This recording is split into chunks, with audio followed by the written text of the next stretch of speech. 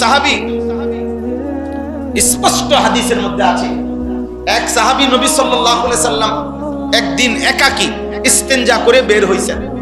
ওই সাহাবী দ্রুততম সময়ে নবীজির ওযুর পানি, মেসওয়াক এগুলো এনে দিয়েছেন।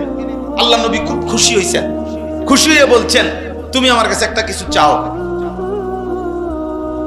একটা কিছু চাও, আজকে দেব, যাও একটা কিছু বলো কি। নবীজি বলছেন, তখন ওই সাহাবী বলছে, আসআলুকা মুরাফাকাতাকা ফিল জান্নাহ। সুবহানাল্লাহ, ইয়া রাসূলুল্লাহ, আজ এই একান্ত বিশেষ দোয়ার সুযোগে আমি আপনার কাছে চাই, আমি জান্নাতে আপনার সঙ্গী হতে চাই। আল্লাহ নবী সাল্লাল্লাহু আলাইহি ওয়াসাল্লাম বলছে, আও গায়রাহা, সাহাবী অন্য কিছু চাও, এটা না। ওই সাহাবী বললেন, ইয়া রাসূলুল্লাহ, আপনি বলছেন চাইতে, আমি এটাই চাইলাম, আমার এটা লাগবে, আমি আপনার সঙ্গী হতে চাই জান্নাতে। আল্লাহ নবী সাল্লাল্লাহু আলাইহি ওয়াসাল্লাম তখন বললেন, তাহলে আইন্নি বিকাসরাতিস সুজুদ, তাহলে তুমি আমারে সহযোগিতা করো বেশি বেশি সেজদার মাধ্যমে, নামাজ ঠিক করে পড়ো, বাকিটা আমি দেখমু, আমি তোমারে জান্নাতে পাশেই রাখবো।